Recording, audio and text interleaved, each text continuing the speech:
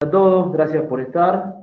La última que hicimos fue el 10 de septiembre, parece que fue ayer, pero en realidad en la Argentina nunca pasa eso, y mucho menos con la cuestión económica. En aquel momento estábamos en plena vorágine,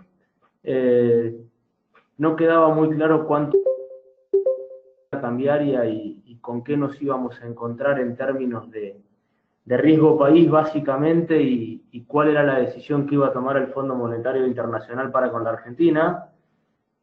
Y en ese momento la duda grande que tenía el mundo, y por qué no decirlo también todos acá adentro, era si la Argentina iba a ser capaz o no de repagar su deuda, o si íbamos a ingresar otra vez en un proceso de reestructuración de deuda que nos iba a retrotraer, a ver, déjenme pensar, 17 años para atrás, 18 años para atrás. Bueno, pasaron un poco menos de 60 días y la realidad es que el panorama se aclaró bastante y casi que les diría que podemos afirmar que la corrida cambiaria, no sé si terminó, me gustaría decir que sí, pero no me gusta hablar sin hacer futurología, pero sí podemos hablar sobre un terreno muchísimo más firme en términos de con qué nos podemos encontrar de acá para adelante. Y sí hay que reconocer que la política monetaria que está llevando adelante el nuevo Banco Central, más allá de todo el escepticismo que generaba al principio, está cumpliendo con el objetivo que tenía.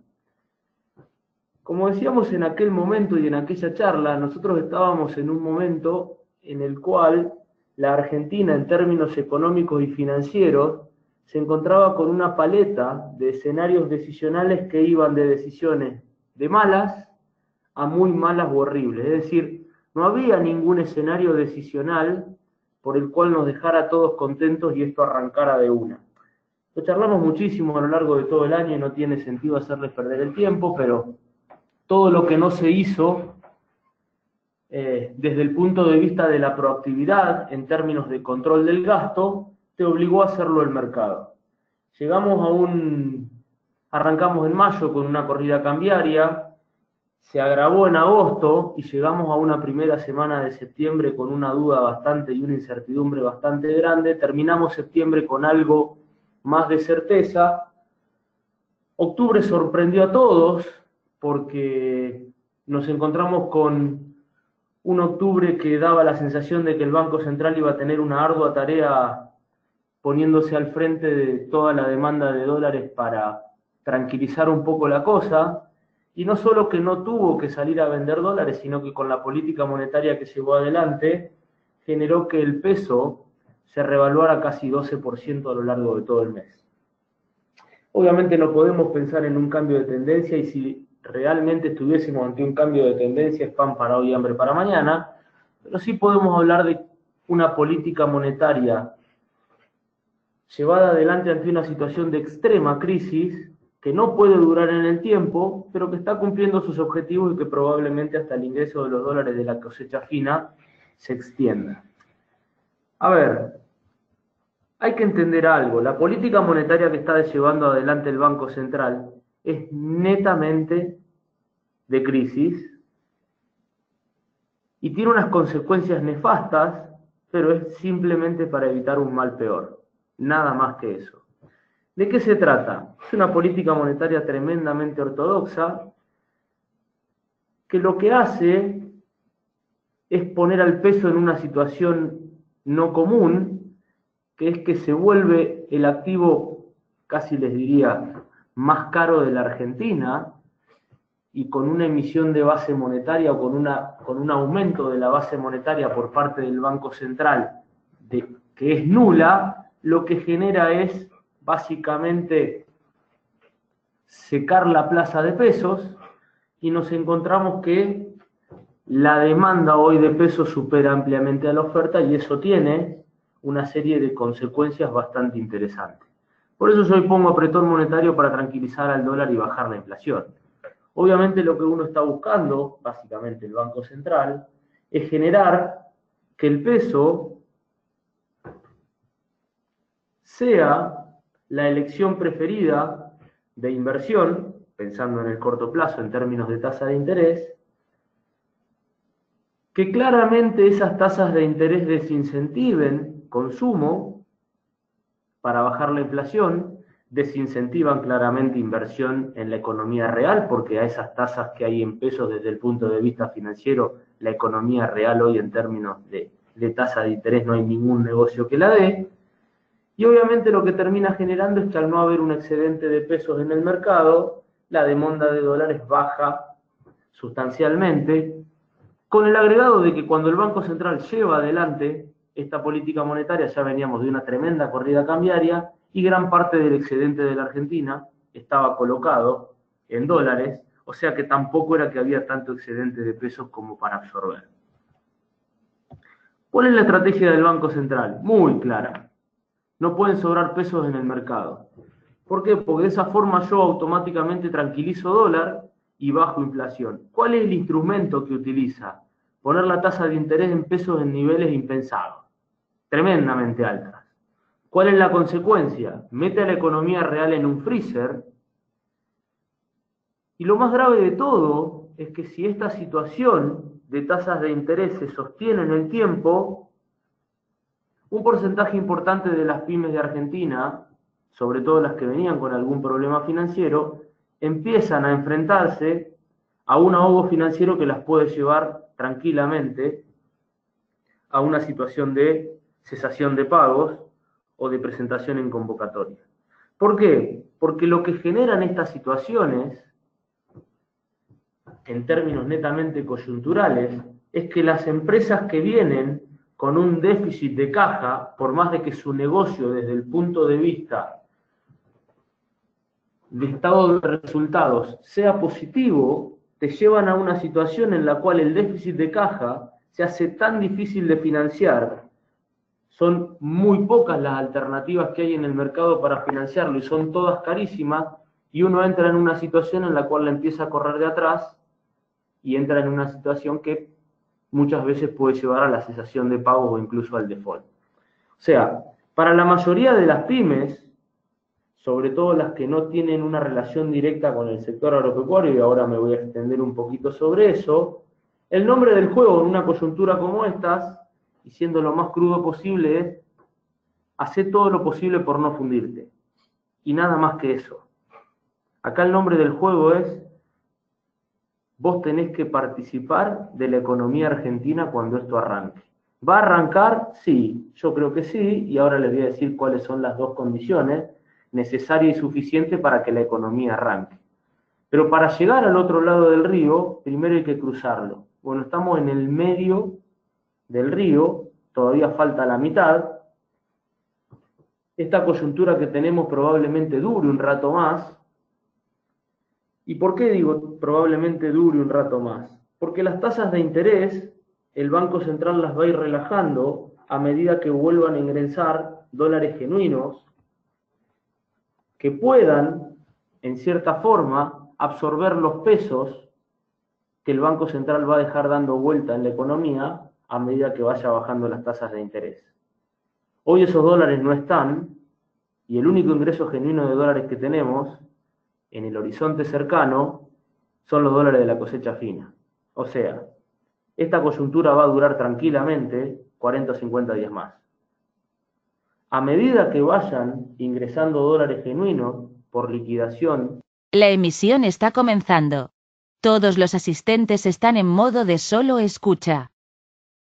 De modo que a medida que vayan ingresando todos los dólares, como bien decía, nosotros nos vamos a encontrar con una situación en la cual probablemente el Banco Central empiece a jugar con la sensibilidad de la tasa de interés e irá viendo cómo se comporta el tipo de cambio a medida que vaya bajando la tasa de interés y cuánto, en términos diarios va a ser el juego, me imagino, cuánta demanda real hay de dólares genuinos, o de dólares billetes si quieren, y cuánta oferta hay, y de ese equilibrio de oferta y demanda, ¿dónde nos encontramos en términos de la banda de flotación que seteó por allá por septiembre el nuevo Banco Central?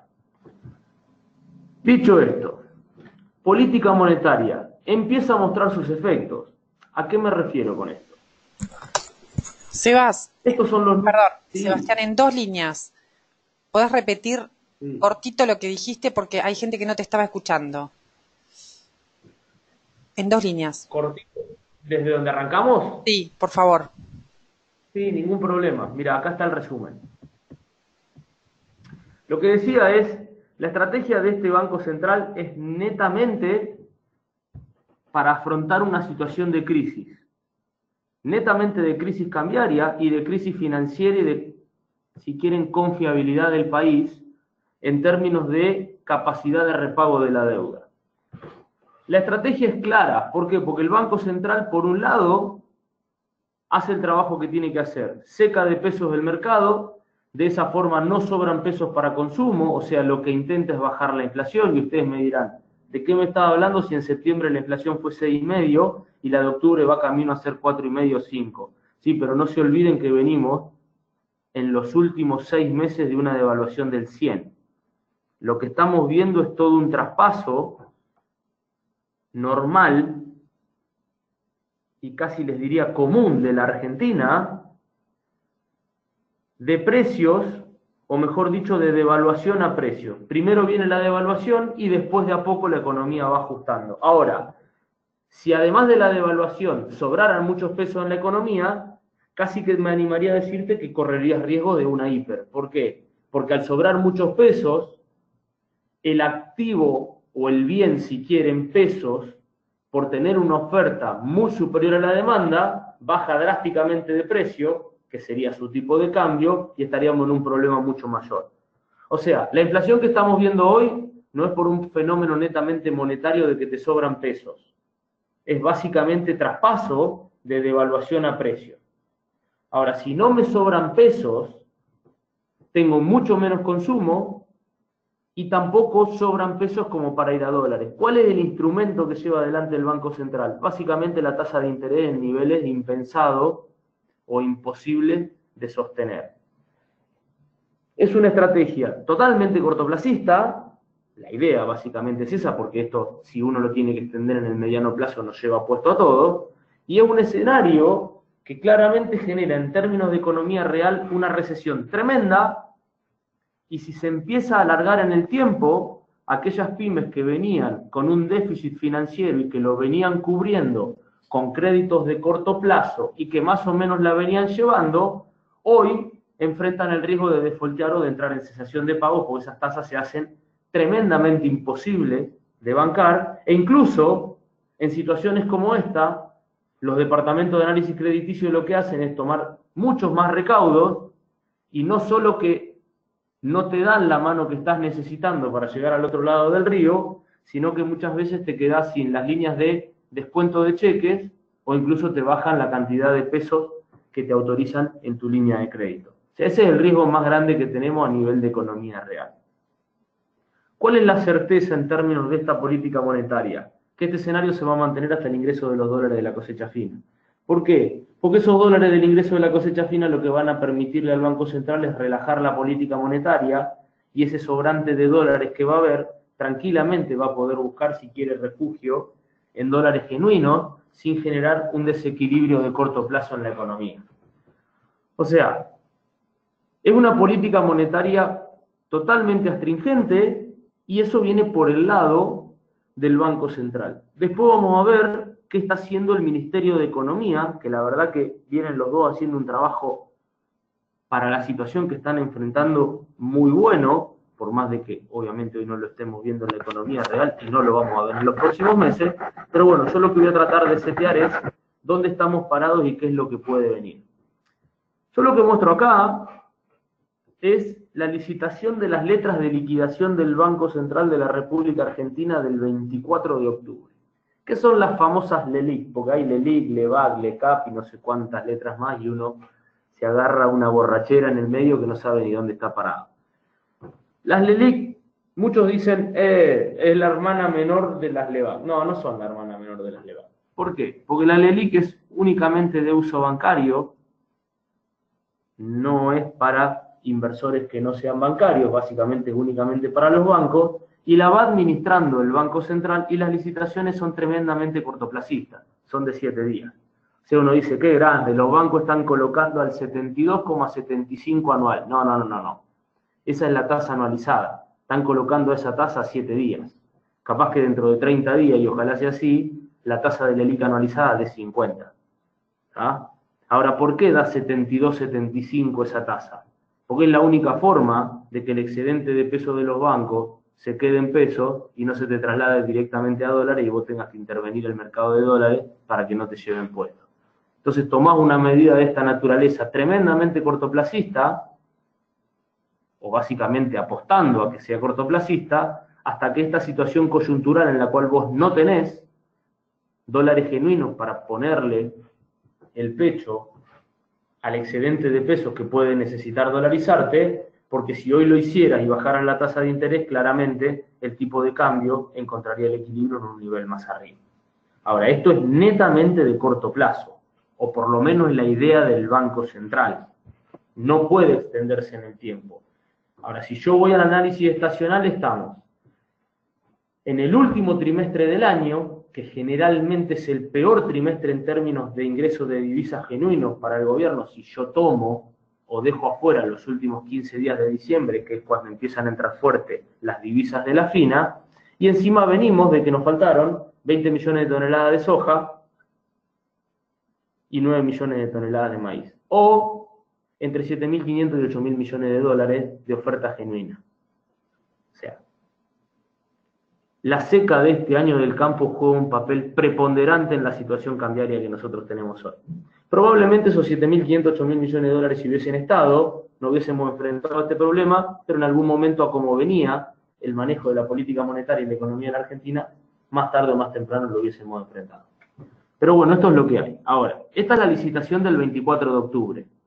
159.000 millones de pesos, la tasa promedio de corte fue 71,8, 71,9 si quieren, y la tasa máxima 72,75.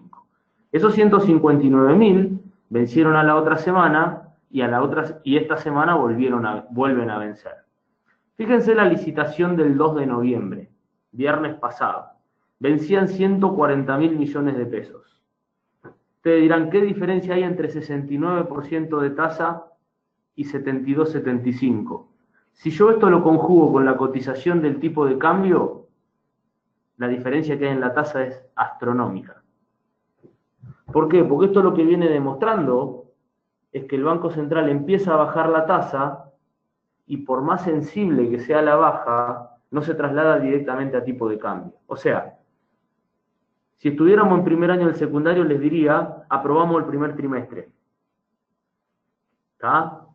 Falta un rato largo para los finales de fin de año, pero por lo menos aprobamos el primer trimestre. Y lo aprobamos sin ningún dólar, saliendo de la reserva del Banco Central, o sea, el Banco Central vendiendo, y ya se ve que empieza a bajar la tasa de interés. Esto es netamente relación bancaria, Banco Central, bancos comerciales de la Argentina. Ahora, las tasas de interés del 24 de octubre para los privados eran estas. Relación entre bancos privados, préstamos, básicamente de corto plazo, 54,50 la tasa anualizada. La tasa para plazos fijos de bancos privados superiores a 1 millón de pesos, 52,56 pagaba el 24 de octubre. Los plazos fijos comunes, simples a 30 días, pagaban 48,5 de promedio. Los préstamos a un poquito más de 7 días entre bancos era 68,64. Y el descubierto en cuenta corriente arrancaba en el 78% y había algunos bancos que hablaban de entre el 95 y el 100%. Sebastián, te vuelvo a interrumpir. Dale. ¿Vos ves comentarios que hacen en la página? ¿Estás viendo las preguntas? A ver, porque lo tienes cerrado. Así. Dale, porque por ahí está bueno hacerlo interactivo. El chat, acá lo tengo abierto el chat, así que el que quiera, no hay ningún problema, me va escribiendo en el chat, a mí me aparece, yo el chat lo veo. Pregunta no. Pregunta, no, me tienen que escribir en el chat. Lo único que yo estoy viendo acá, Cami, es lo que me escriben en el chat. Bueno, tenemos un comentario respecto de lo que estás diciendo sobre cómo controlar el dólar. Esto es mucho peor que el cepo. Esto es mucho peor que el cepo. A ver, depende de qué sombrero te pongas para verlo. ¿Por qué digo? Probablemente para la economía interna sea mucho peor que el cepo. Lo que pasa es que si la decisión como país es formar parte del mundo financiero, lo que vos no podés hacer es intervenir el mercado cuando a vos no te gusta. Y ustedes dirán, sí, pero esto te lleva puesto. Sí, es verdad. No te digo que no. Pero lo planteábamos en la reunión de septiembre y yo lo decía. Una de las cosas que más se valora desde el punto de vista internacional es que vos estás capeando la crisis sin haber tenido que intervenir el mercado de dólares en forma directa por parte del Banco Central o por parte del gobierno en ningún momento. A vos puede disgustarte el tipo de cambio, pero en ningún momento vos fuiste al banco y te dijeron que no te podías llevar los dólares por orden del Banco Central o del gobierno, o que no podías comprar dólares. Vos en cualquier momento desde el celular entrabas con la aplicación de tu banco por el home banking y si querías dolarizabas al tipo de cambio de ese día el 100% de los pesos que tenías en tu cuenta. Al rato ibas y los podías retirar, salvo que lo hubieses hecho en el Banco Nación, que en ese caso te obligaban a dejar colocada la plata durante 30 días. Pero en el resto de los bancos nunca tuviste ningún problema. Si hubieses metido un cepo cambiario, no tenías ninguna chance de que el Fondo Monetario Internacional te hubiese homologado el acuerdo. Sin la homologación del acuerdo, hoy estaríamos en default. O sea, yo entiendo perfectamente el análisis de quien plantea que esto es peor que el cepo. Sí, lo que pasa que esto es una sola piña y si la aguantás arrancás. El cepo era un camino de ida. Iba a estar vivo un poquito más de tiempo, pero te iba a llevar puesto en algún momento. De hecho, a ver, fíjense lo que nos pasó desde el 2011, que se impuso el cepo cambiario, hasta el 2016, si quieren, fines del 2015, que se sacó. Teníamos, en 2014 y 2015 había 16 tipos de cambio en la Argentina. El cable, el contado con liquidación, el blue, un montón de cosas. A ver, acá me preguntan, alguien me dice, me falla la lógica. Esta es la época de más escasez de dólares. ¿La inflación se debe al ajuste de precios y el dólar está bajando? Qué buena que es la pregunta y en realidad no te está fallando la lógica. ¿Está? La escasez de pesos la tiene el Banco Central. Pero la mayoría de los excedentes de la Argentina están dolarizados. ¿Y querés que te dé un ejemplo bien clarito? Yo no sé si ustedes vienen siguiendo el tipo de cambio del dólar paralelo, pero ya van unas cuantas semanas en las cuales el dólar paralelo vale mucho menos, no mucho menos, pero vale menos que el dólar oficial tipo de cambio venta en cualquier banco. ¿Por qué pasa eso? Porque básicamente lo que no hay hoy, lo que hay hoy es escasez de pesos, no de dólares. Lo que pasa es que ninguno que tiene dólares los quiere vender. ¿Qué era lo que te pasabas? ¿Qué era lo que te pasaba?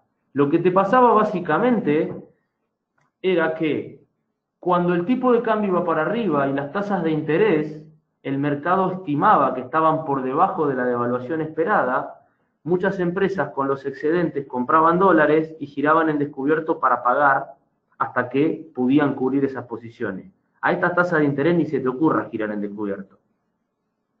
Usar los excedentes o vender los dólares que tenés para pagar. Y eso básicamente es lo que te está pasando. Acá me vuelven a poner, ya veremos qué salida es más traumática, si la salida del cepo o esta aberración. A ver, la verdad no tengo ni respuesta para eso. Yo lo que me animo a decirte es que la salida del cepo en la Argentina, claramente, lo que te está demostrando la situación que tenés hoy es que no fue real. Porque si hubiese sido real, no hubiésemos tenido una devaluación del 100% en 6 meses. Sí. Yo no estoy defendiendo nada acá, ni tengo las herramientas para hacerlo. Yo lo único que estoy tratando es de describir cuál es la situación. Si ustedes agarran cualquier libro de economía, y van a buscar políticas monetarias en momentos de crisis cambiaria, con lo que se van a encontrar es con que una de las soluciones es una política netamente ortodoxa. Ustedes me dirán, bueno, pero esto nos lleva a puestos. Sí, totalmente de acuerdo.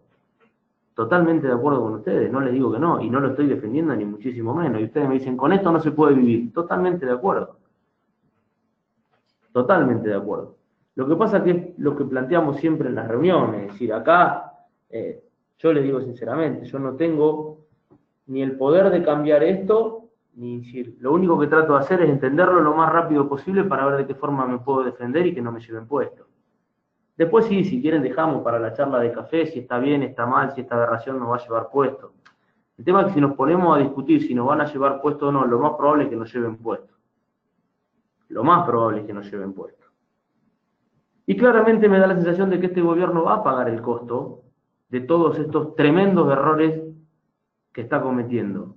¿Por qué? Porque le quedan menos de 12 meses para las elecciones. Es decir, dentro de menos de 12 meses los argentinos tenemos la posibilidad de cobrarle a este gobierno todo este tremendo error económico que cometió. Y bueno, sí. Pero mientras tanto, y lamentablemente, uno tiene que pensar en ver de qué forma capea este vendaval, porque si no te va a llevar puesto. Y ahí la situación es muchísimo peor. Pero bueno, como les decía, esas tasas de interés, el viernes, eran estas. ¿Mucho más bajas? No, no mucho más bajas, pero entraste en un sendero en el cual las tasas de interés empiezan a bajar y el tipo de cambio no sube. ¿Esto significa que el tipo de cambio no va a subir más? No, sería un error garrafal. El tipo de cambio en la Argentina tiene que subir. ¿Por qué? Porque este es un país que no genera dólares genuinos. La única generación de dólares genuinos de este país es el agro. La única. Y entonces los únicos dólares que nosotros podemos utilizar para irnos de vacaciones o para ahorrar son los que sobran de los dólares que genera el agro, menos los dólares que utilizamos para importar cosas. Cuando nos bandeamos es cuando nos pasan estas cosas. Nos guste o no nos guste. Este es el tipo de cambio. ¿Qué vemos acá? Hizo techo en septiembre y de ahí hasta acá lo único que hizo fue bajar. ¿Es real esta baja? Sí, es real. ¿Es sostenible? No, no es sostenible. Lo que pasa es que no es lo mismo que vaya subiendo en forma escalonada a que de un día para el otro, o mejor dicho, en 2 semanas te comas una devaluación de 20-25%. Es imposible de sostener eso. Totalmente imposible de sostener. ¿Qué daría la sensación de que si el mundo nos acompaña, importantísimo que el mundo nos acompañe, que no haya una corrida por bajas fuertes en la bolsa de las principales economías del mundo, que el precio o la tasa de interés que pagan los bonos de algunos países europeos no se vuelen a las nubes y eso nos arrastre? ¿Por qué? Porque cualquier cosita que le pase al mundo, a nosotros nos agarra una neumonía grado 3. Cualquier cosita. Y entonces durante los próximos 50, 60 días que el mundo esté como hoy, tranquilito. Que las monedas se muevan un poquitito, que el precio de los bonos de algunos países europeos no tengan corrida y que vayan pasando los días para que nosotros podamos arrancar con la cosecha fina. Básicamente eso es lo que necesitamos. ¿Qué es lo que vemos acá? El sistema cambiario de esta nueva política monetaria. ¿Qué dijo el Banco Central? Vamos a tener flotación entre bandas. Bárbaro, genial. ¿Cómo se determinaron las bandas? Utilizaron una fórmula y la sacaron. Piso 34, techo 44. Che, pero me parece que son muy grandes las bandas. Bueno, pero son estas.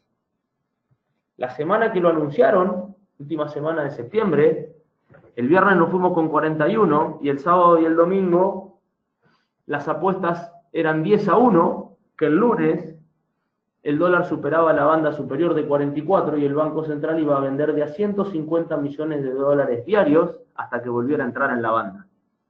No vendió nunca. ¿Cuánto se modifica la banda de acá hasta diciembre? 3%. ¿En función de qué? En función de la inflación mensual esperada. Y ustedes dirán, le vienen errando feo. ¿Por qué? Y porque septiembre y octubre les dio bastante arriba por eso. Sí, es verdad, pero el tipo de cambio no va más arriba. Y entonces, y ahí es donde tenés un poquito el problema, pues ya hay algunos que empiezan a decir, che, guarda porque este tipo de cambio está atrasado otra vez. Bueno, muchachos, el huevo o la gallina. Cuando vuela porque vuela y cuando baja porque baja. Sí, obviamente lo que no podemos tener es un tipo de cambio que se estabilice en nuestros valores y lateralice los próximos 6 meses. ¿Por qué? Porque de la única forma que nosotros podemos acomodar esto es con un tipo de cambio competitivo. ¿Por qué? Porque un tipo de cambio competitivo lo primero que hace es reducir muchísimo el gasto de lo que es afuera. Vendría a ser de todo lo que se importa o de los dólares que se van. ¿Va directamente a ser competitivo a lo que exportamos? No, eso lleva más tiempo. Pero vos necesitas recortar o cortar de cuajo la sangría. Esta es la banda establecida. Abajo de 34, 35 el Banco Central compraría, arriba de 44, 45 vendería. En la medida que flote en la banda, fin de diciembre es 37, 48, el Banco Central no intervendría, o básicamente no va a intervenir.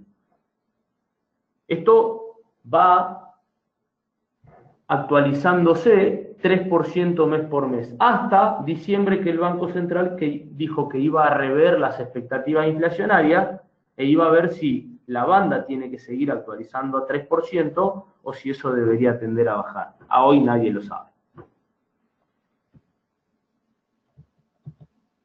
Bueno, lo que estábamos viendo recién era Banco Central, ¿tá? Ahora viene la parte de la economía, o básicamente el trabajo que tiene que hacer el Ministerio de Economía. Y la verdad que de todos los últimos ministros de Economía, el que tiene un perfil, si quieren, que menos le gustaba a todo el mundo o al mercado era Nicolás Dujovne, y la realidad es que viene haciendo el trabajo que tiene que hacer. Obviamente obligado, pero lo viene haciendo. Este es el resultado primario, neto del blanqueo, de la Argentina los últimos 3 años. En azul el 2016, en rojo el 2017, el cruce es cuando Nicolás Dujovne entra como ministro de Economía. Y acá viene el 2018. El resultado primario de septiembre fue 0,6% superior a lo que establecía como meta el Fondo Monetario Internacional para cumplir. Y dentro de esto, lo que hay que mostrar sí o sí es esto. Este es el resultado primario por provincia. 2017, 13 provincias en déficit, 9 en superávit. 2018, 2 provincias en déficit, el resto, todas en superávit. Menos 2 que salen empatadas. ¿Qué es lo que termina pasando? Esta crisis obligó a la nación a recortarle todos los fondos a las provincias. Y las provincias tuvieron que hacer una sola cosa, que es que ajustar. Hicieron otra cosa, y también lo hizo la nación, obviamente. Es decir, recorté gasto y aumenté impuestos para ver si por lo menos puedo mantener el ingreso. No aumentarlo, mantenerlo. ¿Por qué? Porque la recesión generalmente hace que se caigan los ingresos, pero con el aumento de impuestos lo que buscan es tratar de que aguante. Y ustedes me pueden decir, che, pero estamos con una presión impositiva histórica. Tienen toda la razón del mundo. ¿Cuánto más vamos a aguantar? No tengo ni idea. Como les decía, esto es situación netamente de crisis. Lo que habrá que ver, porque la historia nos condena, es todo lo que se hizo en algún momento en la Argentina para solucionar algo, una vez solucionado o no, nunca se deshizo. ¿Va a ser esta la excepción a la regla? No tengo forma de saberlo. Ajuste de la balanza comercial.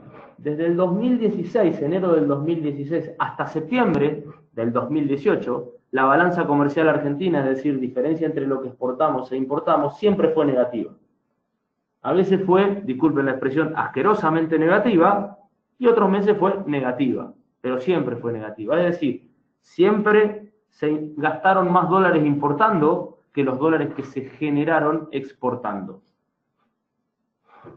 Obviamente eso es algo que uno lo puede mantener cuando tiene un ingreso de dólares genuino por otro lado, que le pone el pecho a ese déficit.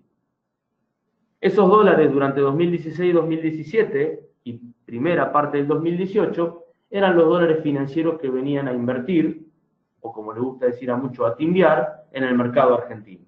Cuando se fueron,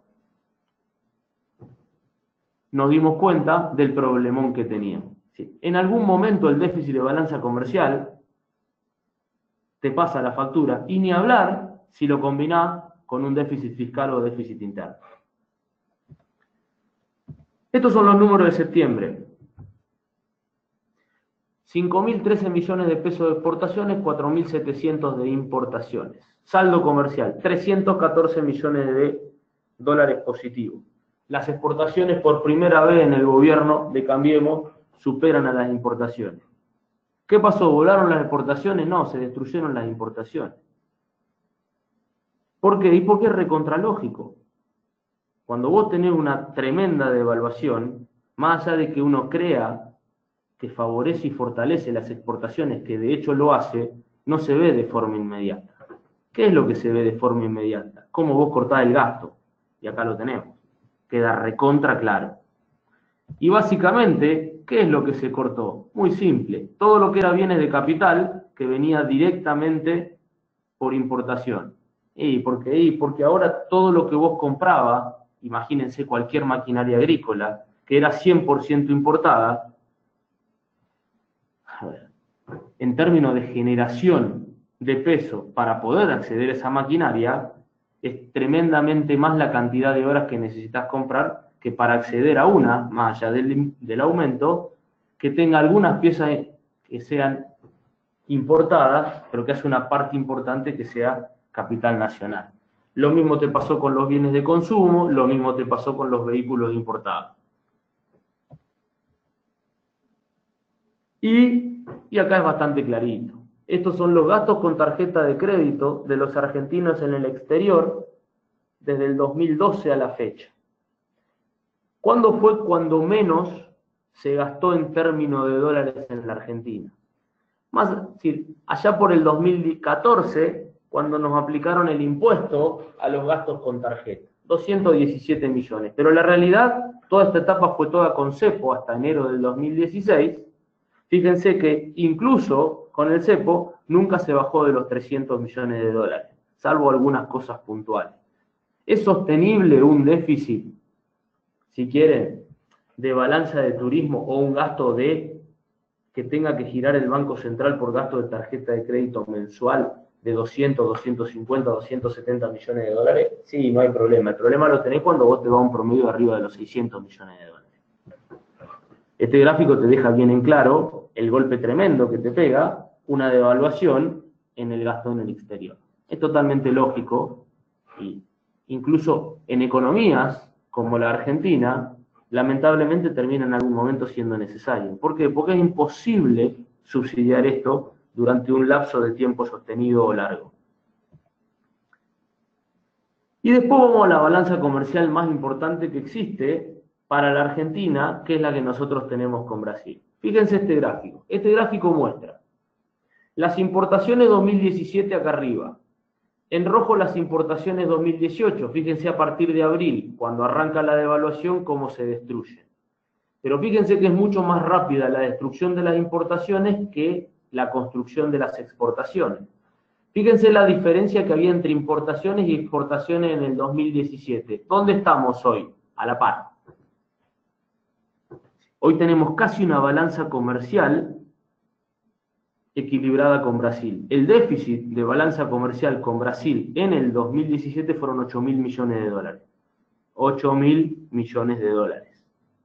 Imposible de sostener. Acá tienen la balanza comercial 2017 y la 2018. Fíjense cómo a partir de abril se empieza a destruir y en septiembre ya estamos neutrales. La de octubre es positiva. Y acá tenemos el sector automotriz. Importábamos muchísimo, les exportábamos algo. La importación se destruyó y hoy la exportación de autos está por encima de la importación de autos con Brasil. Signo de interrogación. vamos a ver si realmente el nuevo presidente de Brasil lleva adelante, en términos económicos, su idea de que él sostiene que Brasil necesita un real de no menos, o de un tipo de cambio de no menos de 5 reales por dólar. Si esa es la idea y la va a llevar adelante, imagínense que hoy vale 3,70. A un tipo de cambio de 5 reales por dólar nos inundan. O sea, también tenemos que tener en cuenta eso. Si el tipo de cambio en Brasil empieza a traccionar en términos de devaluación, el peso en la Argentina no va a poder mirar para otro lado. Claramente no va a poder mirar para otro lado. Y la balanza comercial automotriz entre la Argentina y Brasil, que lo azul durante todo el 2017 fue muy deficitaria, estos son millones de dólares, fíjense que a partir de abril empieza a reducirse la anaranjada y hoy tenemos que los dólares que entran por lo que le exportamos en términos automotrices a Brasil son más que los que salen por lo que le importamos. Y después sí hay que decir algunas cosas que por ahí pensando, lamentablemente, en cualquier país del mundo sería a corto plazo, acá parece que sí fuese el siglo que viene, pero hay algunas cosas en materia de energía que sí están cambiando, pero que lamentablemente necesitamos un par de años más para que se vea el efecto en la generación de divisas a nivel interno. Esto que ustedes ven acá es producción de millones de metros cúbicos de gas en uno de los lugares que tiene Tecpetrol, que es Fortín de Piedra, que está en el archiconocido Vaca Muerta. Bueno, ¿cuánto es esto? ¿Qué implica esto para que tengamos una idea? Fortín de Piedra tiene 390 kilómetros cuadrados. ¿Tá? El área que ocupa es 390 kilómetros cuadrados. Bueno, Vaca Muerta tiene 35.000 kilómetros cuadrados. Lo que yo les estoy mostrando acá es la explotación de un solo lugar. En enero del 2018, es decir, ¿qué es lo que le pasa hoy a la Argentina? La Argentina desde octubre, noviembre hasta marzo, abril le sobra gas para el consumo interno. El problema lo tenemos en el invierno. Todavía no estamos en una situación de autoabastecimiento. Pero sí empezamos a tener una situación energética que de a poco va camino, llevando su tiempo, a que podamos pensar en el autoabastecimiento. Y como el gas que nosotros tenemos tiene una serie de características relacionadas con un montón de líquidos, fíjense lo que empieza a pasar con la producción de petróleo. En mayo era 0 los millones de metros cúbicos que se generaban de petróleo en este mismo lugar, y fíjense dónde estamos hoy. O sea, esto va a terminar generando en algún momento lo mismo que genera el agro en términos de ingreso genuino de divisas. Lamentablemente no hay nadie que hable de un ingreso genuino de divisas por parte de la exportación anual de estos productos anterior al 2021. Lo iremos viendo, pero es algo que uno tiene que tener en cuenta. ¿Por qué? Porque si se siguen haciendo las cosas relativamente bien en este sentido, en los flujos de fondos de dólares a partir del 2021 de la Argentina, esto va a estar considerado y cambia drásticamente la ecuación para adelante. Ahora bien, más allá de que está recontra bastardeado, guste o no guste, el único ingreso genuino de dólares que tiene la Argentina hoy sigue siendo el sector agropecuario. ¿Cuál es la importancia real del agro en la economía? Fíjense esto. Vieron que este año se hablaba de la peor seca de los últimos 50 años en términos de impacto de la economía argentina. No es verdad. La del 2009 fue mucho peor. Lo que estamos viendo acá es lo que le pasó en plena cosecha, básicamente al PBI de la Argentina, segmentado en términos de cada uno de los jugadores. En rojo está el agro. Fíjense, el 2009 tuvimos caídas de generación de PBI tomado como sector el agro del 40-45% en plena cosecha y no se recuperó más. Ahora fíjense el salto que pega a la cosecha siguiente. Esto obviamente es comparación en términos anuales o interanuales. Es 2009 contra 2008 y 2010 contra 2009. El resto de la economía, fíjense que el azul, que es el total de la economía, y ya nosotros la seca la sabíamos que la teníamos entre enero y febrero del 2009, fíjense cómo empieza a bajar el PBI, hace toda la meseta grande durante plena cosecha, no se recupera más hasta el ingreso de la fina y recién podemos hablar de una recuperación absoluta con el ingreso de la gruesa. Esta es la de este año. Acá tienen la del 2009 y la punteada es toda la de este año. La de este año, abril, mayo, junio, julio, fue un poco inferior la caída del sector a la del 2009. Lo mismo le pasó a la economía en general. ¿Qué se espera? Nosotros estamos acá.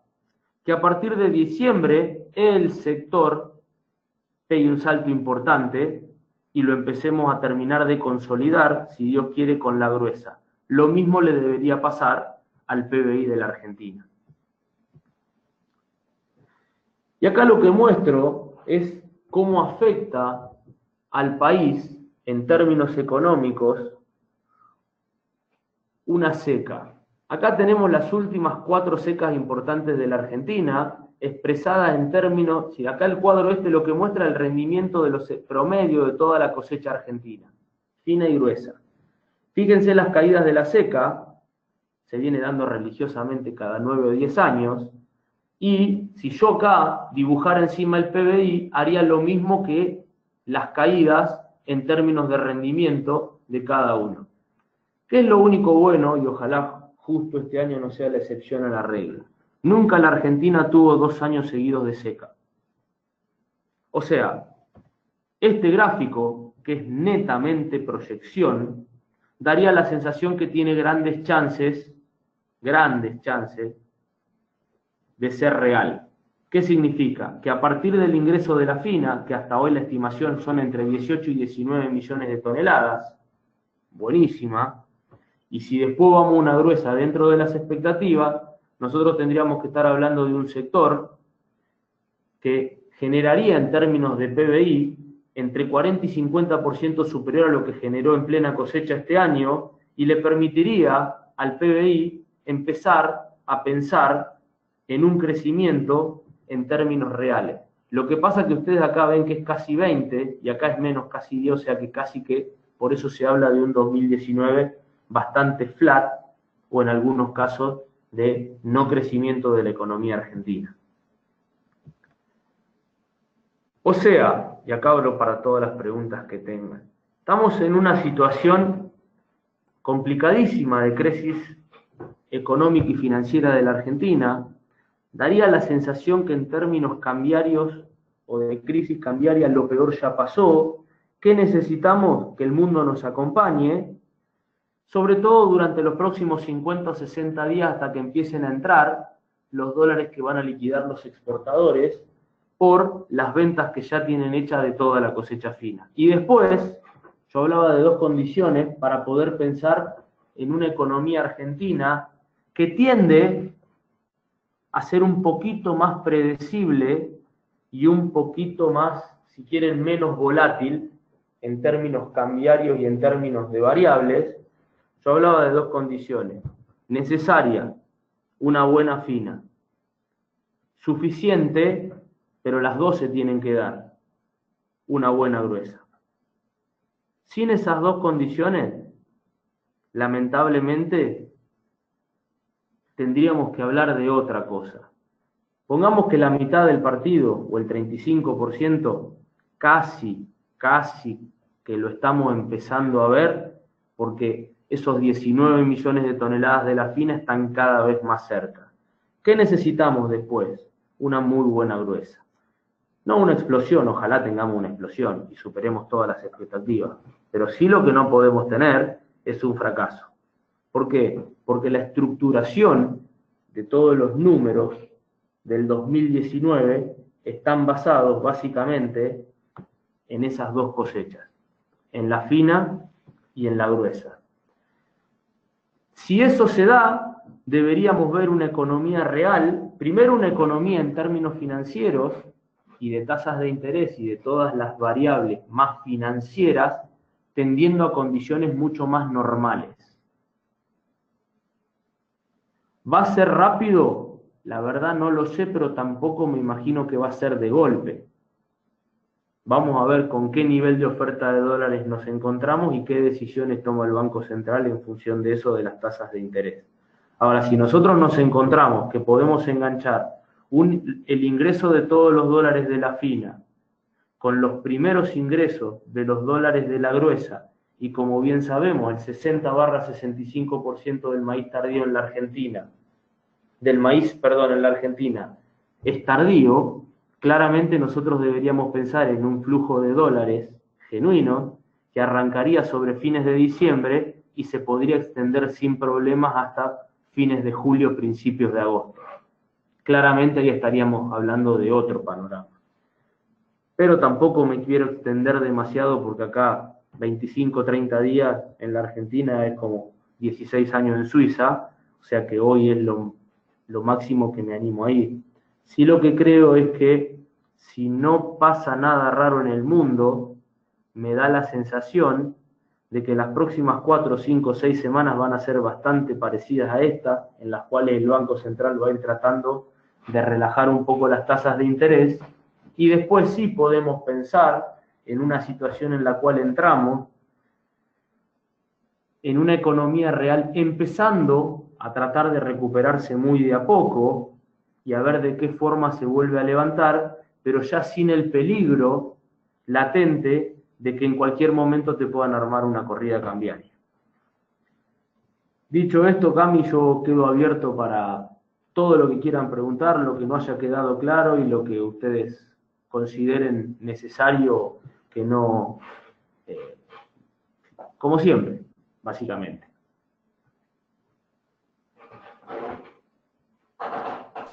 Gracias, Sebas. Bueno, esperamos un ratito a ver si alguien tiene algo para preguntar.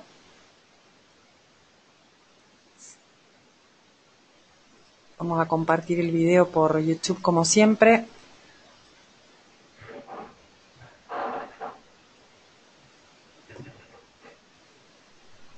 Aprovecho para decirles algo que es bastante interesante.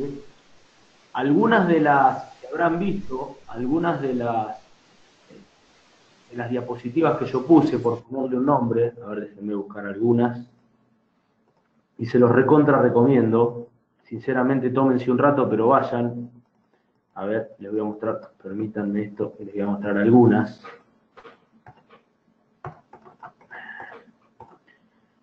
Esa, por ejemplo, esta. Si ustedes ven esto, acá a la derecha lo que van a estar viendo es, este es el estudio del doctor Ricardo Arriazu. El doctor Ricardo Arriazu, la semana anterior, dio una charla en la Bolsa de Comercio de Buenos Aires para la Cámara de Agentes de Bolsa.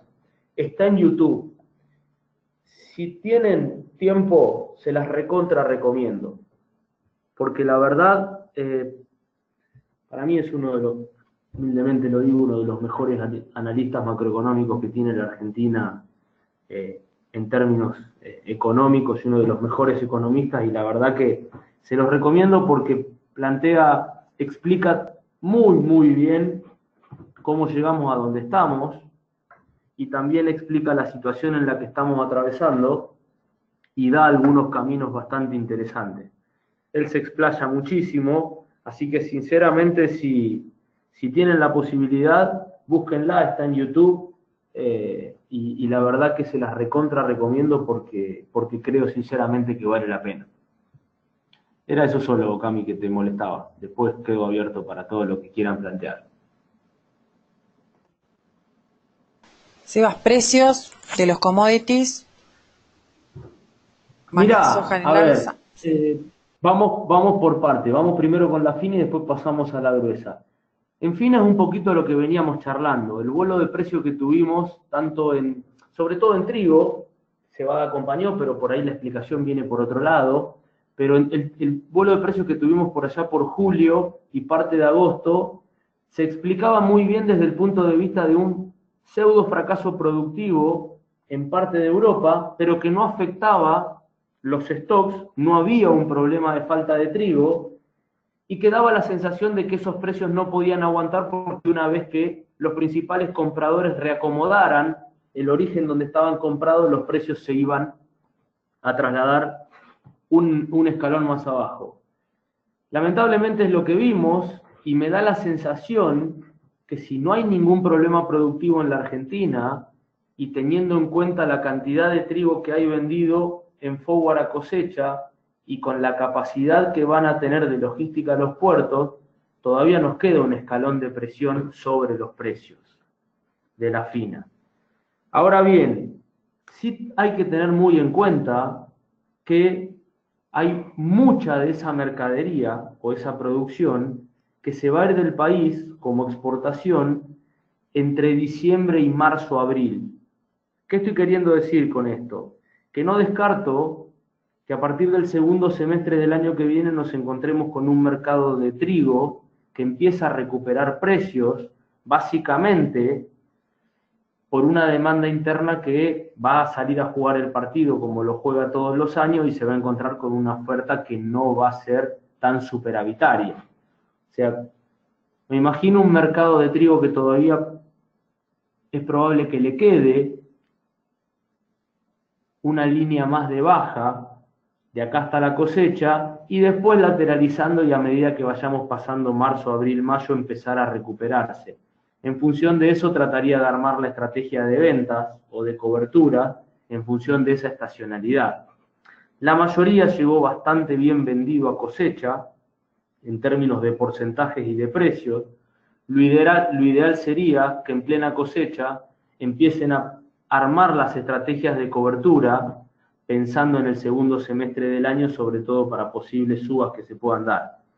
Pero no, en lo que es trigo no me imagino otra cosa. El mercado de cebada está bastante, no tiene la dinámica en términos de demanda por parte de la exportación que tuvo por aquellos meses de julio-agosto, pero es un mercado que tiene una dinámica bastante más marcada que los años anteriores. Va a estar bastante entonado, no en los valores que supimos ver en aquellos momentos, pero probablemente nos podemos llegar a encontrar con una cebada que haya semanas en las cuales esté más entonada en términos de precio que el propio trigo. Sí, lo que tenemos que tener en cuenta es que la cebada, al ser un mercado mundial mucho más chico que el del trigo, mejor dicho, pasado el auge de plena cosecha, después como que hay menos liquidez en el mercado. Pero me la imagino bastante más entonada en términos de precio, y no descarto que podamos encontrarnos con una cebada a partir del segundo/tercer trimestre del año entonada en términos de precio. Y cuando hablas de la gruesa, hay que diferenciar los dos productos principales, que son la soja y el maíz. ¿Por qué? Porque la soja hoy está inmersa en una pelea comercial tremenda entre Estados Unidos y China, como todos saben, y casi les diría que el precio de la soja hoy está danzando en función de esa pelea. Nos encontramos con que la semana pasada Trump, que suele dar a conocer sus decisiones de política de Estado a través de su Twitter personal, había comentado en Twitter que había tenido una charla telefónica bastante interesante con Xi Jinping, el presidente chino, y que ya estaban sentando las bases para arreglar esta disputa comercial cuando se encuentren a fin de mes en la reunión del G20 en Buenos Aires. Ese día nos encontramos con que la soja había arrancado neutral, y cuando quisimos acordar estaba $15 arriba solamente por eso. Después, a los 2 días se salió, básicamente al día siguiente, a desmentir esa idea o a decir que no era tan así, y la soja mantiene la suba, pero se desinfló un poco en términos de expectativa. A mí me da la sensación que de acá hasta la reunión del G20 este va a ser un juego van a jugar más que nada, sobre todo por el lado de Trump, a las escondidas entre China y Estados Unidos. El problema no es la soja, el problema es tremendamente más grave, porque están hablando de lo que está en juego es el déficit comercial que tiene Estados Unidos con China, que es de casi $400.000 millones. O sea que, y la comercialización de soja entre Estados Unidos y China es de $13.000 millones, o sea que. Pero bueno, la soja queda inmersa en eso, y habrá que ver cómo se desarrolla esto. La idea básicamente o la tendencia en el mercado es que hay una chance importante de que haya un principio de arreglo antes del G20 o incluso haya un avance importante en el G20. Me animaría a decir que eso, de concretarse, es como que establece ciertos niveles de piso en precios de soja de acá hasta la reunión. Sí, lo que creo es que cualquier noticia que se traslade en forma directa a precios y lleve los precios a valores un poco más arriba de los que estamos ahora, soy de la idea de pensar en el armado de cobertura sin ninguna duda. Sin ninguna duda, porque la verdad es que si pasa la reunión del G20 y no hay un arreglo de esta disputa comercial, la soja va a quedar inmersa en una pelea geopolítica que sinceramente uno no tiene de qué agarrarse desde el punto de los fundamentos como para poder proyectar algún escenario de precio. O sea que todo el ruido que se traslade a precios, obviamente hacia arriba, de acá hasta la reunión soy de la idea de aprovecharlo. Y en maíz la situación es un poco más compleja, porque cuando uno habla de maíz, básicamente de lo que habla es de Estados Unidos. ¿Qué significa eso? Que el precio del maíz del 2007, 2009, pongamos fin de la última crisis financiera a la fecha, cuando uno habla de maíz, habla de exportación, son tres los jugadores del mercado, Estados Unidos a la cabeza, lo sigue Brasil y después Argentina. El precio FOB de esos tres países, la única vez que superó fuerte los 230, 240 dólares, fue cuando nos encontramos con la seca norteamericana del 2012 y una cosecha siguiente, la del 2013, que no fue muy buena. De ahí para acá fue una cosecha excelente atrás de la otra, y nos terminamos encontrando con un precio FOB de maíz que del 2014 a la fecha nunca superó los 200 dólares, básicamente, sí, 2014 podemos decir, y cada vez que lo va a buscar o intenta acercarse, los norteamericanos vuelven a poner un montón de maíz arriba de la mesa y es como que vuelven a diluir eso. ¿Qué estoy queriendo decir? Que cada vez que el precio se acerque FOB a los 175, 180, 185 dólares en la Argentina, uno debería pensar en armar cobertura. ¿Cuál es el problema? Que ese precio FOB, sin retenciones, nos daba un maíz de entre 160 y 165 dólares al productor. La mayoría de los productores hoy, si les preguntamos esos valores, sería vendedor. ¿Cuál es el problema? Que con retención eso nos deja con 140 o 145 dólares. O sea, si queremos ilusionarnos con un maíz arriba de los 150 dólares al productor, necesitamos de algún evento que lleve el precio FOB de los tres principales exportadores de maíz del mundo a niveles muy cercanos a los 200 dólares. Y la verdad es que pensando en la próxima cosecha hoy, no tengo argumentos como para pensar en algo así. O sea, cualquier oportunidad de precios que les dé el mercado, sobre todo pensando, tomando como referencia un FOB de 170 o 175 dólares o mejor, no tengo ninguna duda que es para aprovechar, ya sea vendiendo forward o armando coberturas a la baja. Y eso es más o menos. Seguramente va a haber alguno por ahí que me va a preguntar por girasol. El girasol era un producto que venía recuperando algo de liquidez en términos de comercialización. Claramente las retenciones lo vuelven a meter en una situación de poca liquidez. Dentro de ese escenario, y fíjense que hoy no hay precio de forward, o los precios de forward que hay son, más allá de que sean bajos, no hay un mercado que tenga liquidez. Sí creo que todos aquellos que estén pensando o ya estén sembrando el girasol, tienen que pensar, o ya lo tengan sembrado, tienen que pensar en que cualquier situación que los acerque o les permita obtener precios a productor de arriba de los 265, 270 dólares es para aprovechar. Porque sinceramente el mercado de la oleaginosas en el mundo está pesado. Lo vamos a seguir, pero está pesado.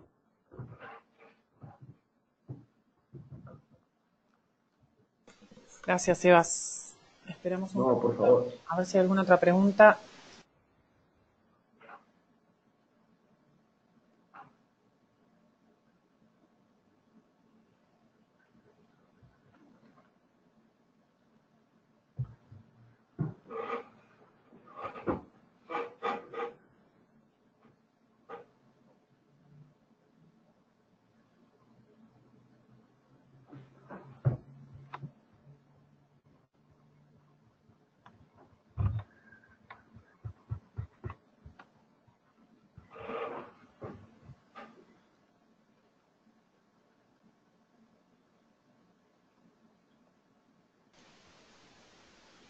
Pareciera que no hay más inquietudes, Sebastián, así que vamos a ir cerrando el aula. Muchísimas gracias a todos por participar, especialmente a vos, y esperemos verte o escucharte una vez más antes de fin de año. Bueno, muchísimas gracias a todos por participar. Cualquier cosa que haya quedado dando vueltas, Cami, ya sabes, me la pasan, no hay ningún problema. ¿Cómo no? Muchísimas gracias. Gracias Bueno, a todos. Buenas noches. que tengan buenas noches. Hasta luego.